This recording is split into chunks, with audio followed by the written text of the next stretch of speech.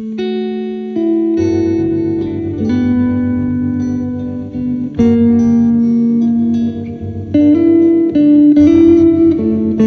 Tuhan, selamat berjumpa di dalam kasih Tuhan kita Yesus Kristus. Kita akan mendengarkan renungan firman Tuhan. Mari kita berdoa terlebih dahulu.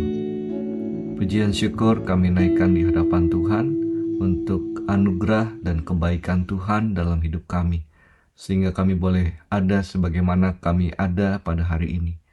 Sebentar kami akan mendengarkan firman-Mu. Kami pohonkan urapan-Mu menjadi bagian kehidupan kami, sehingga kami boleh mengerti dan menjadi pelaku kebenaran firman Tuhan. Sembunyikan kami semua di belakang salib Kristus Tuhan. Kiranya Yesus yang semakin bertambah, kami boleh semakin berkurang. Kami sambut firman-Mu bersyukur di dalam nama Tuhan Yesus Kristus. Haleluya. Amin. Pagi hari ini, Bapak Ibu Saudara yang kasih Tuhan, kita masuk kepada tanggal yang ke-15 di bulan Desember, dan ini adalah bulan terakhir sebelum kita masuk di dalam tahun yang baru, yaitu 2026. Dan bagaimana kabar tahun ini? Apakah semua baik? Kita akan masuk ke dalam renungan firman Tuhan untuk mengingat salah satu karakter Tuhan, bahwa rencana Allah tidak pernah gagal. Ayat utama kita terdapat di dalam Lukas pasal 1 ayat yang ke-37. Demikian firman Tuhan. Sebab bagi Allah tidak ada yang mustahil. Hari ini kita akan membahas semua janji Tuhan digenapi di dalam Kristus. Apa yang sedang Anda hadapi saat ini? Dan di dalam ayat ini terdapat satu karakter Tuhan yang tidak dapat diubah. Karakter Tuhan kita yang agung. Dan di dalam ayat ini Maria tahu benar bahwa dia tidak dapat memiliki anak tanpa hubungan dengan manusia lain. Hal ini tidak pernah terdengar dan sebenarnya mustahil, besar. Tetapi malaikat Gabriel datang kemudian membantu menghilangkan keraguan yang mungkin muncul di dalam hati Maria dan pikiran Maria. Dan ini dapat kita lihat dari tanggapan Maria di dalam ayat setelahnya, yaitu ayat 38. Terjadilah, sebab aku ini hamba-Mu, terjadilah padaku menurut perkataanmu. Itu saja. Bukan menurut status perkawinan, bukan menurut usia, bukan menurut pekerjaan atau suku atau warna kulit kita. Bahkan bukan menurut apa yang pantas kita dapatkan, tetapi menurut perkataan firman Tuhan. Ketika Tuhan sudah berfirman, sudah berbicara, pendapat orang lain sama sekali tidak penting lagi. Keputusan Tuhan menyelesaikan masalah dan menentukan masa depan. Yang harus kita lakukan adalah hanya percaya kepada Tuhan dan melakukan apa yang Tuhan perintahkan. Kata tidak ada yang mustahil bagi Tuhan artinya sama sekali tidak ada atau tidak ada pengecualian. Mujizat bukanlah masalah bagi Tuhan. Maria dapat yakin bahwa apa yang Tuhan janjikan melalui Gabriel pasti akan terjadi. Nah, jaminan Tuhan ini memperkuat imannya. Kembali kita dapat melihatnya dari jawaban Maria dalam ayat berikutnya, sebab aku ini hamba-Mu, terjadilah padaku apa yang Engkau katakan. Nah, kata bagi Tuhan tidak ada yang mustahil, ini jelas memperlihatkan bahwa rema Tuhan, firman Tuhan tidak bisa gagal. Terjemahan lain mengatakan, karena tidak ada firman dari Tuhan yang akan menjadi kosong dari kekuatan. Oh, puji Tuhan, ini luar biasa besar. Ini mengklaim bahwa janji Tuhan, mengklaim dengan iman bahwa berbagai janji-janji berharga dan luar biasa dari Tuhan yang telah Dia berikan kepada kita sebagai anak-anak kesayangannya pasti akan terjadi. Saya akan sampaikan beberapa kesaksian Alkitab, ayat-ayat Alkitab yang mendukung ayat ini yang seragam. Kejadian 17 ayat 1, salah satu kalimat mengatakan demikian. Akulah Allah yang Maha Kuasa. Kejadian 18 ayat 14 mengatakan, adakah sesuatu apapun yang mustahil untuk Tuhan? Ayat 42 ayat 2 mengatakan, Aku tahu bahwa engkau sanggup melakukan segala sesuatu dan tidak ada rencanamu yang gagal. Yeremia 32 ayat 17. Ah Tuhan Allah, sesungguhnya engkaulah yang telah menjadikan langit dan bumi dengan kekuatannya yang besar dan dengan lenganmu yang terentang. Tiada suatu apapun yang mustahil untukmu. Matius 19 ayat 26, bagi Allah segala sesuatu mungkin. Dan Lukas 1 ayat 37, ayat tema kita hari ini, sebab bagi Allah tidak ada sesuatu pun yang mustahil. Belum selesai besar.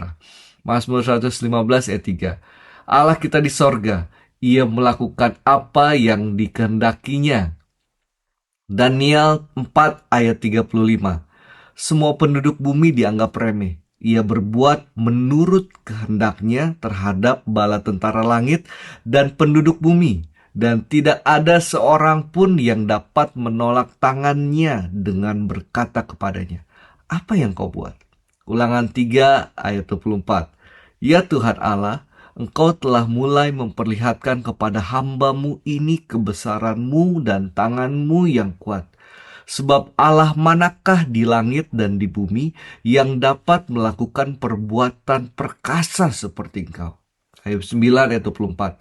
Allah itu bijak dan kuat. Siapakah dapat berkeras melawan Dia dan tetap selamat? Mazmur 89 ayat 13.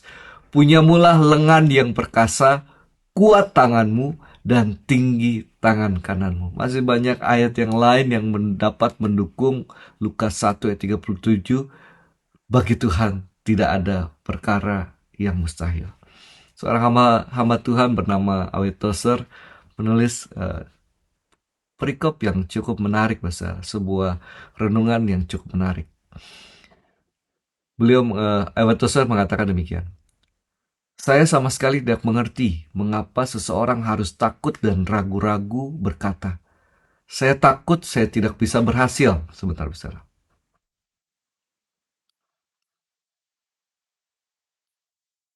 Saya takut saya tidak bisa berhasil. Saya takut Tuhan tidak bisa menjaga saya. Saudara, Tuhan dapat menjaga bintang-bintang pada jalurnya dan planet-planet pada orbitnya. Tuhan dapat menjaga seluruh tampilan kekuatannya yang agung di mana-mana, di seluruh alam semestanya. Tentu Tuhan dapat menjagamu. Ini seperti seekor lalat yang bertengger di kursi pesawat. Mengerang dan gemetar karena takut pesawat itu tidak dapat menahan bebannya. Pesawat itu beratnya beberapa ton dan membawa beberapa ton orang dan barang bawaan.